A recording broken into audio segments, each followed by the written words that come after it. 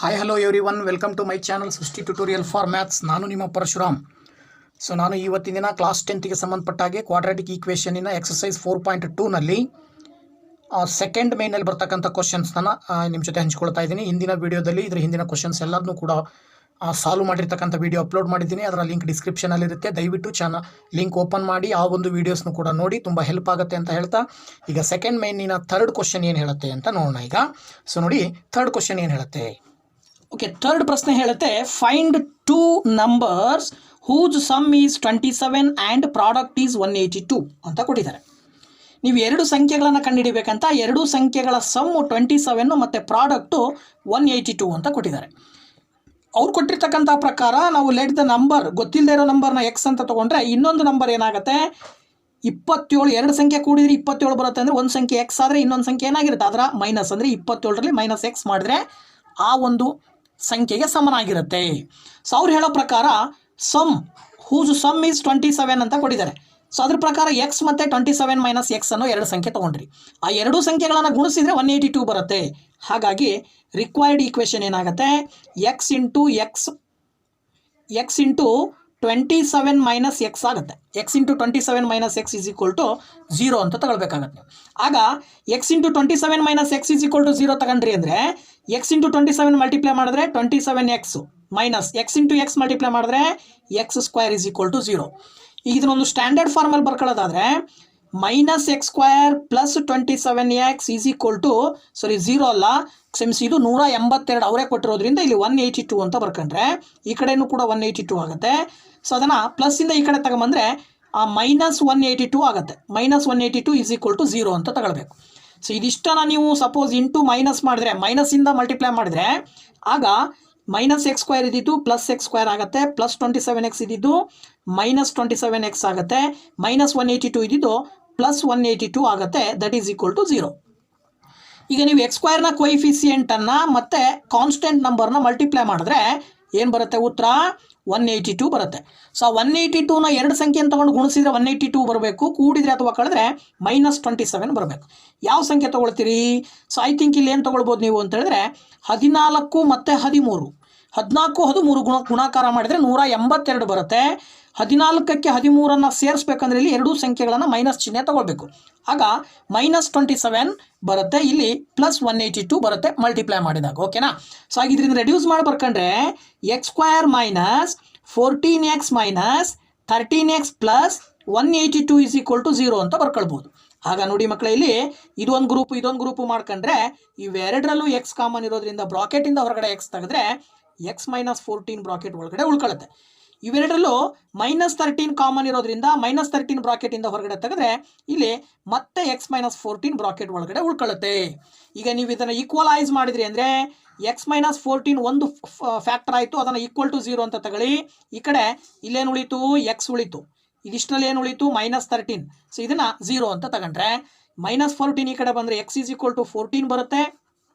ಹಾಗೆ ಮೈನಸ್ 13 ಈ ಕಡೆ ತಗೊಂಬಂದರೆ X is equal to plus 13 ಬರುತ್ತೆ. ಈಗ ನಿಮಗೆ ಎಕ್ಸ್ಗೆ ಎರಡು ಬೆಲೆಗಳು ಬಂದವು.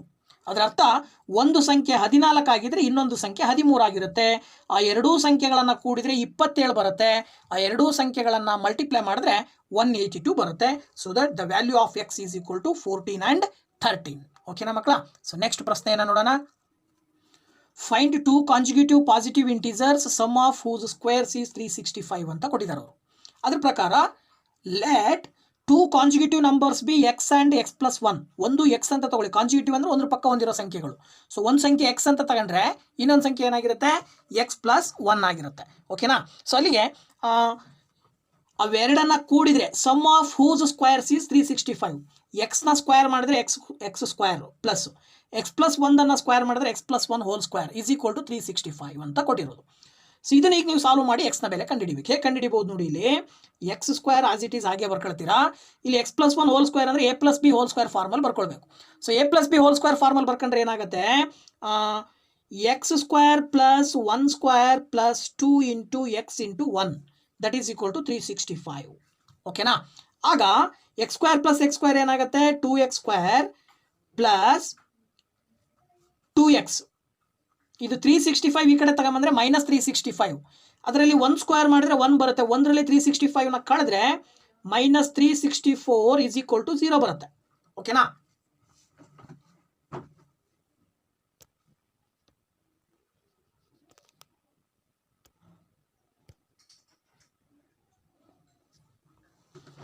ಸೊ ಆಗ ನೀವು ಇದಿಷ್ಟನ್ನು ನೀವೇನು ಮಾಡ್ಬೋದು, ಎರಡು ಕಾಮನ್ ಫ್ಯಾಕ್ಟರ್ ಬರೋದ್ರಿಂದ ಡಿವೈಡೆಡ್ ಬೈ 2 ಮಾಡ್ಕೊಂಡ್ರಿ ಅಂದರೆ ಏನಾಗುತ್ತೆ, ಅವಾಗ ಇಲ್ಲಿ ಎಕ್ಸ್ ಸ್ಕ್ವೇರ್ ಪ್ಲಸ್ 2 ಕ್ಯಾನ್ಸಲ್ ಆದರೆ ಎಕ್ಸ್ ಉಳಿಯುತ್ತೆ, ಮೈನಸ್ ಇಲ್ಲಿ ಆ 364ನ ಡಿವೈಡೆಡ್ ಬೈ 2 ಮಾಡಿದ್ರೆ 182 ಬರುತ್ತೆ, that is equal to 0.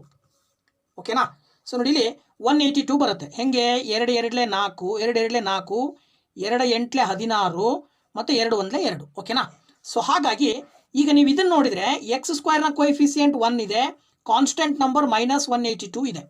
So ಇವೆರಡನ್ನ ಗುಣಿಸಿದಾಗ ನಿಮಗೆ ಮೈನಸ್ 182 ಬರ್ತಾ ಇದೆ. ಎರಡು ಸಂಖ್ಯೆನ ತಗೊಂಡು ಗುಣಿಸಿದರೆ ಮೈನಸ್ 182 ಬರಬೇಕು, ಕೂಡಿದ್ರೆ ಅಥವಾ ಕಳೆದ್ರೆ +1 ಬರಬೇಕು. ಹಾಗಾದರೆ ಒಂದು 14, ಇನ್ನೊಂದು 13. 14 13 ಗುಣಾಕಾರ ಮಾಡಿದರೆ ಮೈನಸ್ 182 ಬರುತ್ತೆ. ಇಲ್ಲಿ +x ಬರಬೇಕು ಅಂದರೆ ದೊಡ್ಡ ಸಂಖ್ಯೆಗೆ ಪ್ಲಸ್ ಚಿಹ್ನೆ, ಚಿಕ್ಕ ಸಂಖ್ಯೆಗೆ ಮೈನಸ್ ಚಿಹ್ನೆ ಹಾಕಿದರೆ ಆಯಿತು.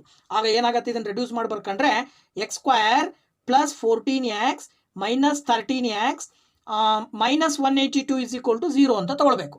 ಆಗ ಇವೆರಡು ಒಂದು ಗ್ರೂಪು, ಇವೆರಡು ಒಂದು ಗ್ರೂಪು ಮಾಡಿದ್ರಿ ಅಂತ ಹೇಳಿದ್ರೆ ನೀವು ಇವೆರಡರಲ್ಲೂ ಎಕ್ಸ್ ಕಾಮನ್ ಇದೆ, ಅವಾಗ ಎಕ್ಸ್ ಕಾಮನ್ ತೆಗೆದ್ರೆ ಬ್ರಾಕೆಟ್ ಒಳಗಡೆ ಎಕ್ಸ್ ಪ್ಲಸ್ 14 ಉಳಿಯುತ್ತೆ. ಇವೆರಡರಲ್ಲೂ ಮೈನಸ್ 13 ಕಾಮನ್ ಇರೋದ್ರಿಂದ ಇಲ್ಲೇನಾಗುತ್ತೆ, ಎಕ್ಸ್ ಪ್ಲಸ್ 14 ಬ್ರಾಕೆಟ್ ಒಳಗಡೆ ಉಳ್ಕೊಳ್ಳುತ್ತೆ. ಸೊ ಈಗ ನೀವು ಎಕ್ಸ್ ಪ್ಲಸ್ 14 ಅನ್ನೋದು ಒಂದು ಫ್ಯಾಕ್ಟರು, ಇನ್ನೊಂದು ಫ್ಯಾಕ್ಟರು ಎಕ್ಸ್ ಮೈನಸ್ 13 ಅನ್ನೋದು ಒಂದು ಫ್ಯಾಕ್ಟರು. ಇವೆರಡನ್ನ ಈಕ್ವಲೈಸ್ ಮಾಡಿದ್ರಿ ಅಂದರೆ x plus 14 is equal to 0 or x minus 13 is equal to 0 ಅಂತ ತಗೊಳ್ರಿ. ಆಗ 14 ಈ ಕಡೆ ಬಂದರೆ ಎಕ್ಸ್ ಈಸ್ ಈಕ್ವಲ್ ಟು 14 ಆಗುತ್ತೆ ಮಕ್ಕಳು, x is equal to minus 14 ಆಗುತ್ತೆ. ಅಲ್ಲಿ ಎಕ್ಸ್ಗೆ ಒಂದು ಮೈನಸ್ 14 ಬೆಲೆ ಬಂತು, ಇನ್ನೊಂದು ಮೈನಸ್ 13 ಆ ಕಡೆ ಹೋದರೆ x is equal to plus 13 ಬರುತ್ತೆ. ಸೊ ಅದ್ರ ಪ್ರಕಾರ ನಿಮಗೇನು ಕೇಳಿದಾರೆ ಅವರು, ಫೈಂಡ್ 2 ಕಾನ್ಸಿಕ್ಯೂಟಿವ್ ಪಾಸಿಟಿವ್ ಇಂಟೀಜರ್ಸ್ ಅಂತೇಳಿ. ಅದ್ರ ಪ್ರಕಾರ ಒಂದು 13 ಇದ್ದರೆ ಇನ್ನೊಂದು 14 ಇರುತ್ತೆ, ಅಥವಾ ಒಂದು ಮೈನಸ್ 14 ಇದ್ದರೆ ಇನ್ನೊಂದು ಏನಿರುತ್ತೆ, ಮೈನಸ್ 13 ಇರುತ್ತೆ. ಇವೆರಡನ್ನ ಗುಣಿಸಿದರೆ ಏನು ಬರುತ್ತೆ ನಿಮಗೆ ಆನ್ಸರು 125 ಬರುತ್ತೆ. ಓಕೆನಾ? ಸೊ ಹಾಗಾಗಿ 13 x is equal to 13 or x is equal to minus 14 ಅಂತಕ್ಕಂಥ ಆನ್ಸರ್ನ ನಾವಿಲ್ಲಿ ಹೇಳ್ಬೋದು ಸುಲಭವಾಗಿ. ಓಕೆನಾ ಮಕ್ಕಳ? ಸೊ ನೆಕ್ಸ್ಟ್ ಪ್ರಶ್ನೆಯನ್ನು ನೋಡೋಣ ಈಗ. ಓಕೆ, ಸೆಕೆಂಡ್ ಮೇನಲ್ಲಿ 5ನೇ ಪ್ರಶ್ನೆ ಹೇಳುತ್ತೆ, the altitude of a right triangle is 7 centimetre less than its base. If the hypotenuse is 13 centimetre find the other 2 sides ಅಂತ ಕೊಟ್ಟಿದ್ದಾರೆ. ಸೊ ಅವ್ರು ಹೇಳೋ ಪ್ರಕಾರ ಬೇಸ್ ಎಕ್ಸ್ ಅಂತ ಕನ್ಸಿಡರ್ ಮಾಡಿದ್ರೆ ಹೈಟ್ ಏನಾಗಿರುತ್ತೆ, ಆದರೆ 7 ಕಡಿಮೆ ಇರುತ್ತೆ ಅದಕ್ಕಿಂತ. ಅಲ್ಲಿಗೆ height is equal to x minus 7 ಆಗುತ್ತೆ. ಸೊ ನಮಗೆ ಗೊತ್ತಿರೋ ಪ್ರಕಾರ ಅದು ರೈಟ್ ಆಂಗಲ್ ಟ್ರಯಾಂಗಲ್ ಅಂತ ಕೊಟ್ಟಿರೋದ್ರಿಂದ according to Pythagoras theorem base square plus H square is equal to hypotenuse square ಆಗುತ್ತೆ. ಗೊತ್ತಾಯ್ತಾ? ಅಲ್ಲಿಗೆ ಬೇಸ್ ಎಕ್ಸ್ ಅಂತ ಕೊಟ್ಟಿರೋದ್ರಿಂದ ಎಕ್ಸ್ ಸ್ಕ್ವೇರ್ ಪ್ಲಸ್ ಹೈಟನ್ನು ನಾವು ಎಕ್ಸ್ ಮೈನಸ್ 7 ಅಂತ ತೊಗೊಂಡಿರೋದ್ರಿಂದ X minus 7 whole square is equal to 13 square ಆಗುತ್ತೆ.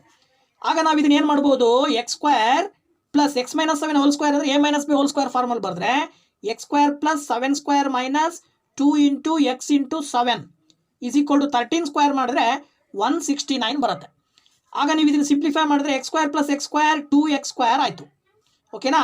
ಪ್ಲಸ್ 7 ಸ್ಕ್ವೇರ್ ಮಲ್ಟಿಪ್ಲೈ ಮಾಡಿದ್ರೆ 49 ಮೈನಸ್ 2 7s 14x 169 ಈ ಕಡೆ ತಗೊಂಬಂದರೆ ಮೈನಸ್ 169 ಈಸ್ ಈಕ್ವಲ್ ಟು 0 ಅಂತ ಬರ್ಕೊಳ್ಬೋದು. ನೆಕ್ಸ್ಟ್ ಇಲ್ಲಿ 2x ಸ್ಕ್ವೇರ್ ಮೈನಸ್ 14x 169ನಲ್ಲಿ 49 ಕಳೆದ್ರೆ ನಿಮಗೆ ಮೈನಸ್ 120 ಉಳ್ಕೊಳ್ಳುತ್ತೆ. ಇದನ್ನ ಇನ್ನೂ ಸಿಂಪ್ಲಿಫೈ ಮಾಡೋದಾದರೆ ಸಪೋಸ್ ನೀವು ಇದನ್ನು ಇಷ್ಟನ್ನು ಡಿವೈಡೆಡ್ ಬೈ 2 ಮಾಡಿದ್ರೆ X square minus 7x minus 60 is equal to 0 ಬರುತ್ತೆ. ಓಕೆನಾ? ಸೊ ಈಗ ನೀವು ಎಕ್ಸ್ ಸ್ಕ್ವೇರ್ನ ಪಕ್ಕ ಇರೋ ಕೊಯಿಫಿಸಿಯೆಂಟ್ 1 ಮತ್ತು ಕಾನ್ಸ್ಟೆಂಟ್ ನಂಬರು ಮೈನಸ್ 60 ಇವೆರಡನ್ನ ಮಲ್ಟಿಪ್ಲೈ ಮಾಡಿದ್ರೆ ಮೈನಸ್ 60 ಬರುತ್ತೆ. ನೀವು ಎರಡು ಸಂಖ್ಯೆ ತೊಗೊಂಡ್ರೆ ಮೈನಸ್ 60 ಬರಬೇಕು, ಗುಣಿಸಿದ್ರೆ ಕೂಡಿದ್ರೆ ಅಥವಾ ಕಳೆದ್ರೆ ಮೈನಸ್ 7 ಬರಬೇಕು. ಯಾವ್ದು ತೊಗೊಳ್ತೀರಿ? 12 5s ತೊಗೊಳ್ಬೋದು. ನೋಡಿ 12 ಐತ್ಲಿ 60 ಬರುತ್ತೆ. ನಿಮಗೆ ಮೈನಸ್ ಬರಬೇಕು ಅಂದರೆ ದೊಡ್ಡ ಸಂಖ್ಯೆಗೆ ಚಿಹ್ನೆ ಮೈನಸ್ ಹಾಕಿ, ಚಿಕ್ಕ ಸಂಖ್ಯೆಗೆ ಪ್ಲಸ್ ಹಾಕಿ. ಮೈನಸ್ 12ರಲ್ಲಿ ಪ್ಲಸ್ 5 ಕಳೆದ್ರೆ ಮೈನಸ್ 7 ಬರುತ್ತೆ. ಮೈನಸ್ ಇಂಟು ಪ್ಲಸ್ ಮೈನಸ್ ಆಗುತ್ತೆ. 12 5s 60. ಹಾಗಾಗಿ ಇದನ್ನು ರೆಡ್ಯೂಸ್ ಮಾಡಿ ಬರ್ಕೊಂಡ್ರೆ X square minus 12x minus plus 5x minus 60 is equal to 0. So ಇವೆರಡು ಒಂದು ಫ್ಯಾಕ್ಟರ್, ಇವೆರಡು ಒಂದು ಫ್ಯಾಕ್ಟರ್ ಮಾಡಿದ್ರೆ ಎಕ್ಸ್ ಕಾಮನ್ ತೆಗಿರಿ, ಎಕ್ಸ್ ಮೈನಸ್ 12 ಉಳ್ಕೊಳ್ಳುತ್ತೆ. ಪ್ಲಸ್ ಇವೆರಡರಲ್ಲೂ ಕೂಡ ಏನಿದೆ,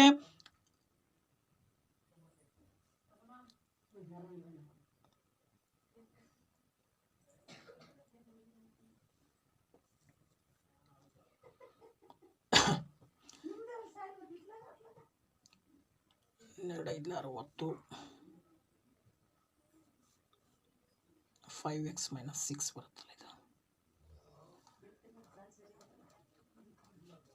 ಓಕೆ, ಇಲ್ಲಿ -60 ಅಲ್ವಾ. ಸೊ ಇವೆರಡರಲ್ಲೂ ಕೂಡ ಕಾಮನ್ ಏನಿದೆ ನಿಮಗೆ, ಏನು ಕಾಮನ್ ತೆಗಿಬೋದು? ಸಪೋಸ್ ನೀವು +5 ಕಾಮನ್ ತೆಗೆದ್ರೆ ಇಲ್ಲೇನು ಉಳಿಯುತ್ತೆ? x-12 ಉಳಿಯುತ್ತೆ, that is equal to 0.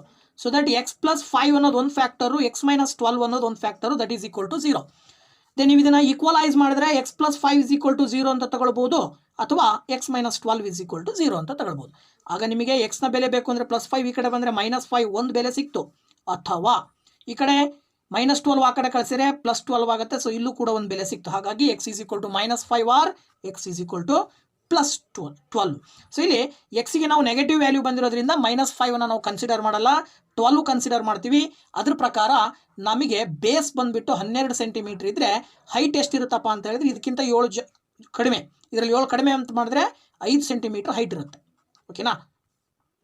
So ಅದ್ರ ಪ್ರಕಾರವಾಗಿ ಬೇಸ್ ಬಂದು ಅವ್ರು ಕೇಳಿರೋದು ಫೈಂಡ್ ದ ಅದರ್ 2 ಸೈಡ್ಸ್ ಅಂತ ಕೊಟ್ಟಿದ್ದಾರೆ. ಸೊ ಅದ್ರ ಪ್ರಕಾರ ಅದರ್ 2 ಸೈಡ್ಸ್ ಯಾವ್ದು ಅಂದರೆ ಒಂದು 13 ಸೆಂಟಿಮೀಟರ್ ಆದರೆ ಇನ್ನೊಂದು 12 ಸೆಂಟಿಮೀಟರ್, ಇನ್ನೊಂದು 5 ಸೆಂಟಿಮೀಟರ್. ಓಕೆನಾ? ಸೊ ಟ್ರಯಾಂಗಲ್ನ 3 ಸೈಡ್ ಸಿಕ್ಕು ನಿಮಗೀಗ. ನೆಕ್ಸ್ಟ್ ಪ್ರಶ್ನೆಯನ್ನು ನೋಡೋಣ ಈಗ. ಓಕೆ, ನೆಕ್ಸ್ಟ್ ಪ್ರಶ್ನೆ ಹೇಳ್ತಾ ಇದೆ, A cottage industry produces certain number of pottery articles in a day. It was observed on a particular day that the cost of production of each article in rupees was 3 more than twice the number of articles produced on that day.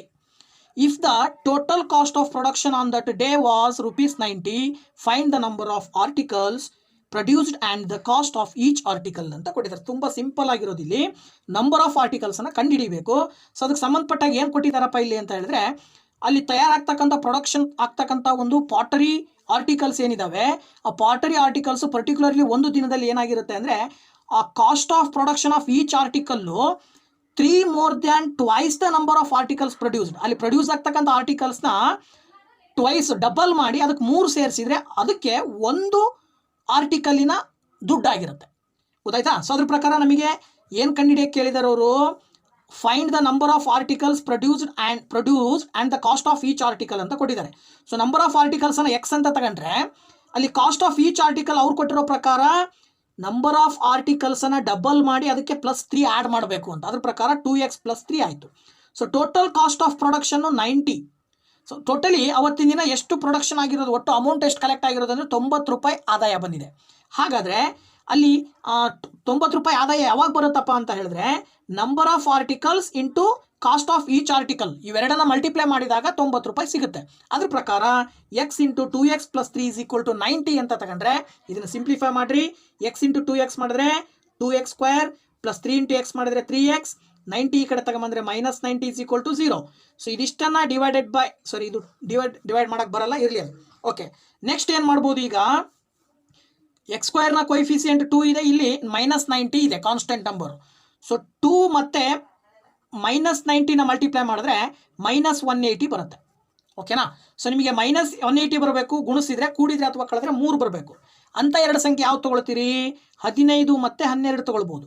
15 into 12 multiply ಮಾಡಿದ್ರೆ -180 ಬರುತ್ತೆ. 15ರಲ್ಲಿ 12 ಕಳೆದ್ರೆ 3 ಬರುತ್ತೆ. ಹಾಗಾಗಿ ದೊಡ್ಡ ಸಂಖ್ಯೆಗೆ plus, ಚಿಕ್ಕ ಸಂಖ್ಯೆಗೆ minus ತೊಗೊಂಡ್ರೆ ಇದನ್ನು ನಾವು ರೆಡ್ಯೂಸ್ ಮಾಡಿ ಬರ್ಕೊಂಡ್ರೆ ಏನಂತ ಬರ್ಕೊಳ್ಬೋದು, 2x² + 15x - 12x - 90 is equal to 0 ಅಂತ ಬರ್ಕೊಳ್ಬೋದು. ಇವೆರಡು ಒಂದು ಗ್ರೂಪ್ ಮಾಡ್ಕೊಂಡ್ರೆ ಇವೆರಡರಲ್ಲೂ ಎಕ್ಸ್ ಕಾಮನ್ ಇದೆ. ಸೊ ಎಕ್ಸ್ ಕಾಮನ್ ಹೊರಗಡೆ ತೆಗೆದ್ರೆ ಇಲ್ಲಿ 2x + 15 ಉಳಿಯುತ್ತೆ. ಇವೆರಡರಲ್ಲೂ -12 ಕಾಮನ್ ಇರೋದ್ರಿಂದ, 6 ಕಾಮನ್ ಇದೆ ಅಂತ ತಿಳ್ಕೊಳ್ಳಿ. ಓಕೆನಾ? 6 ಕಾಮನ್ ಇದೆ ಅಂತ ತಿಳ್ಕೊಂಡ್ರೆ -6 ಕಾಮನ್ ತೆಗೆದ್ರೆ ಇಲ್ಲಿ 2x + 15 ಅಂತ ತೊಗೊಳ್ಬೋದು. ಓಕೆನಾ? ಆಗ ಏನಾಗುತ್ತೆ, ಇಲ್ಲಿ 2x + 15 ಅನ್ನೋದು ಒಂದು ಫ್ಯಾಕ್ಟರ್ ಆದರೆ x - 6 ಅನ್ನೋದು ಇನ್ನೊಂದು ಫ್ಯಾಕ್ಟರ್. ಅಲ್ಲಿಗೆ 2x + 15 ಈಸ್ ಈಕ್ವಲ್ ಟು 0 ಅಂತ ತಗೊಳ್ಳಿ, ಈ ಕಡೆ x - 6 ಈಸ್ ಈಕ್ವಲ್ ಟು 0 ಅಂತ ತಗೊಳ್ಳಿ. ಆಗ ನಿಮಗೆ 2x ಈಸ್ ಈಕ್ವಲ್ ಟು ಏನಾಗುತ್ತೆ, +15 ಆ ಕಡೆ ಹೋದರೆ -15. ನೆಕ್ಸ್ಟ್ ಇನ್ನೊಂದು ಸ್ಟೆಪ್ಪಲ್ಲಿ -15 ಡಿವೈಡೆಡ್ ಬೈ 2 ಅಂತ ತಗೊಳ್ಬೋದು. ಇದು ಎಕ್ಸ್ನ ಬೆಲೆ ಆಗುತ್ತೆ. ಈ ಕಡೆ x ಈಸ್ ಈಕ್ವಲ್ ಟು -6 ಆ ಕಡೆ ಹೋದರೆ +6 ಬರುತ್ತೆ. ಸೊ ಇಲ್ಲಿ ನೆಗೆಟಿವ್ ಬಂದಿರೋದನ್ನು ನಾವು ನೆಗ್ಲೆಕ್ಟ್ ಮಾಡಿ ಪಾಸಿಟಿವ್ ವ್ಯಾಲ್ಯೂ ಬಂದಿರೋದನ್ನು ಕನ್ಸಿಡರ್ ಮಾಡಿದ್ರೆ x ಈಸ್ ಈಕ್ವಲ್ ಟು 6. ಇದೇನಿದು ನಂಬರ್ ಆಫ್ ಆರ್ಟಿಕಲ್ಸ್, ಒಟ್ಟು 6 ಆರ್ಟಿಕಲ್ಸ್ ತಯಾರಾಗಿದ್ದಾವೆ ಅವತ್ತು. ಕಾಸ್ಟ್ ಆಫ್ ಈಚ್ ಆರ್ಟಿಕಲ್, ಪ್ರತಿ ಆರ್ಟಿಕಲ್ನ ಬೆಲೆ ಬೇಕು ಅಂತಂದ್ರೆ ಏನು ಮಾಡಬೇಕಾಗತ್ತೆ, ನೀವು 2 ಇಂಟು x ಇರೋ ಜಾಗದಲ್ಲಿ 6 ಅಪ್ಲೈ ಮಾಡಿದ್ರೆ +3 ಆ್ಯಡ್ ಮಾಡಿದ್ರೆ 6 2s 12 + 3 15 ಬರುತ್ತೆ. ಒಟ್ಟು ನಂಬರ್ ಆಫ್ ಆರ್ಟಿಕಲ್ಸ್ 6, ಪ್ರತಿಯೊಂದು ಆರ್ಟಿಕಲ್ನ ಬೆಲೆ 15, ಅಲ್ಲಿಗೆ 15 ಮತ್ತು 6 ಗುಣಿಸಿದ್ರೆ 90 ಬರುತ್ತೆ. ಓಕೆನಾ? ಸೊ ಹಾಗಾಗಿ number of articles is equal to 6, cost of each article is equal to 15 rupees ಅಂತ ಬರೀಬೋದು ನಾವು. ಓಕೆನಾ? ಸೊ ಇಷ್ಟೋ ತನಕ ನಮ್ಮ ವಿಡಿಯೋನ ನೋಡಿದ್ದಕ್ಕೆ ತುಂಬ ಥ್ಯಾಂಕ್ಸ್. ಇದೇ ಎಕ್ಸಸೈಸ್ 4.2ನ ನೆಕ್ಸ್ಟ್ ಪ್ರಾಬ್ಲಮ್ಸನ್ನು ಮತ್ತು ಇದೇ ಕ್ವಾಡ್ರಾಟಿಕ್ ಈಕ್ವೇಷನ್ನ ಎಲ್ಲ ಪ್ರಾಬ್ಲಮ್ಸನ್ನು ನಾನು ಮುಂದಿನ ವೀಡಿಯೋಗಳಲ್ಲಿ ನಾನು ನಿಮ್ಮ ಜೊತೆ ಡಿಸ್ಕಷನ್ ಮಾಡ್ತೀನಿ. ಹಾಗೆಯೇ ಯೂಟ್ಯೂಬ್ಗೆ ಅಪ್ಲೋಡ್ ಮಾಡ್ತೀನಿ. ದಯವಿಟ್ಟು ಎಲ್ಲ ವೀಡಿಯೋಸ್ನ ನೋಡಿ ಬೋರ್ಡ್ ಎಕ್ಸಾಮಿಗೆ ಚೆನ್ನಾಗಿ ಪ್ರಿಪೇರ್ ಆಗಿ ಒಳ್ಳೆಯ ಸ್ಕೋರ್ ಮಾಡಿ ಅಂತ ಹೇಳ್ತಾ ಮತ್ತೆ ನಿಮ್ಮ ಭೇಟಿ ಮುಂದಿನ ವೀಡಿಯೋದಲ್ಲಿ. Thank you very much. Bye bye.